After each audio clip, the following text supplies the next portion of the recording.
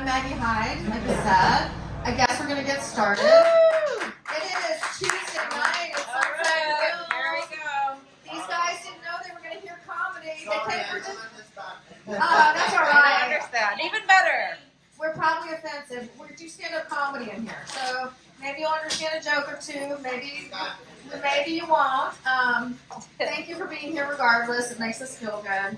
Anyway, so you probably kind of guessed, though, because none of you guys know me, except for Amanda, that I'm a single mom, or that I'm a mom, which I am, and I'm single. Because, I have been married twice, and you can't actually get worse than something. So I've given up. Yeah, I've kind of given up on that. I do like surprisingly well on dating apps because my profile says that I don't want kids, and then they find out it's because I have 4. Yeah, I know 4 sounds like a lot, and it is. But I love being a mom.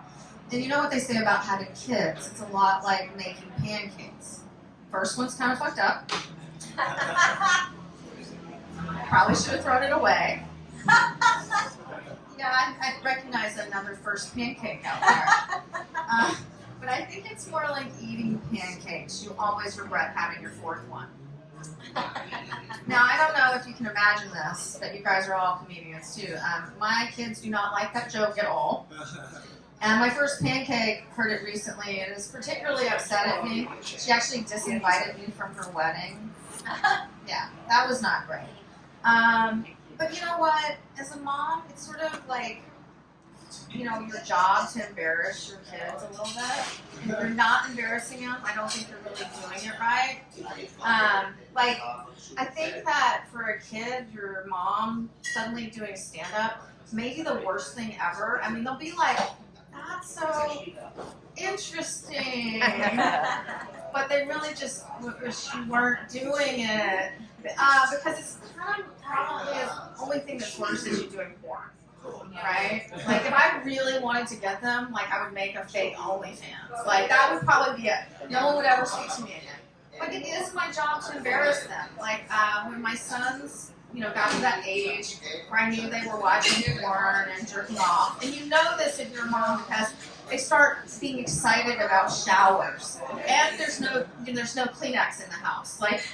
So at that point, I made each one of them go to Rite Aid with me and buy condoms with me. Because if you can buy condoms with your mom, you'll never be embarrassed to do it anywhere with anyone at any time, right? And I also needed condoms, right? But I don't. You're looking skeptical, but it worked. I do not have grandchildren, so and I'm not ready for them. I'm not ready to be a grandma. Although our friend Sally Mullins, I don't know if any of you guys know it, Sally, she made me really scared because she now gets put in the category of porn of gilf porn. And I'm not ready to be a grandma. I'd like to fuck. That is just I'm not there yet. Maybe when I'm there, I'll just be relieved that someone still wants to fuck me. I hope that's not the case. Anyway, COVID made parenting harder, made everything harder. I was stuck at home with an ADHD 10-year-old who did about 3,000 cartwheels in the first 3 hours that school was canceled. And then, I allowed her to have TikTok, which I greatly regretted after that fact. Yeah. She tried to convince me recently she lost her last tooth. She's a late bloomer. That she still believed in the tooth fairy. And I'm like, really think she believes in the tooth fairy anymore? But it's kind of sweet, she's pretending to believe in the tooth fairy and I'm pretending that her TikTok dances are innocent. We all have to lie to ourselves sometimes. We used to sit down at the table and say grace, and now we just say fuck it. Yeah, it's hard. And, I used to say to my 20-year-old son, when are you going to stop smoking weed? And now I'm like, when are you going to come home with weed? And that's what kind of happens. With my kids that are in their 20s, this sort of weird role reversal happens. My 24-year-old son, the one that's coming to visit, all of a sudden now, he goes to bed early and works a 9 to 5, and I'm the one in the see-through top begging him to drive me to Coachella. I'm like, how did this happen? Because nobody wants the cool mom. You know, they say they do until they're like, "Will you stop hitting on my friends?" Yeah. His girlfriend is really sweet. I actually like her. You know, I'm not one of those mom haters of girlfriends. And she said to me about them coming to town that she really wanted to go to a show. And I'm like, "Are you sure?" Because like every time my son comes, he's like, "I'm never going to one of your shows again." That is it. And the last time he and all his friends came, I'm telling this story, which is not really a joke. This is not really part of my set. He brought a whole group of his friends. Amanda and I were producing a show at Carvel's in Santa Monica. It was sold out. And they all sat in the front. And one of his friends got so wasted that he puked in his own lap during the middle of the show. And his ID was in the pile of puke. And he did not wake up, you guys. Shocker. Shocker, this show turned out to be a super spreader COVID event. 22 of the comics got Delta, 22 of the people, including the comics and me, got Delta. I'm not blaming the puke or my son, but I don't know. You know, it set the tone, you know, the unpleasant environment. And there were a bunch, and unfortunately this was a show that there were tons of agents at, because my friend Chris Bryant, who did the show, he's an amazing comedian if you guys don't know him, his entire management team was there.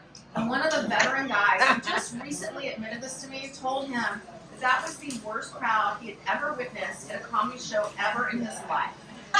And he hadn't wanted to tell me because he didn't want me to feel bad. And I was like, "Oh God, dude, I knew," you know. But what it did, what the management guys thought is like, wow, if these comics can handle this, they can handle anything. We can send them into the lion's den. So I feel like I gave them this real learning experience, you know, something like that. So, you know, I'm a little bit new agey. Anybody will admit to that, you know, a little bit. You can't live here for this long and not be a little bit like yoga new agey. And, you know, when you're here and you're dating, you know, my friends and I in yoga always talk about you're bound to hit a couple of snags. And by that I mean super new age guys.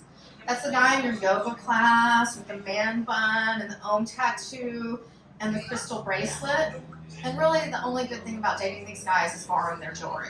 I kind of think maybe they're fun to try and masturbate with too. But anyway, I recently, you know, I'm new agey, but I'm practical. You know, for anxiety, I have crystals and I take Xanax. And I got my house feng shui just in case, you know, it helps, and I still take Xanax. So, on that note, you know a little bit about me, and now I want to hear all about you guys and have a whole bunch of fun.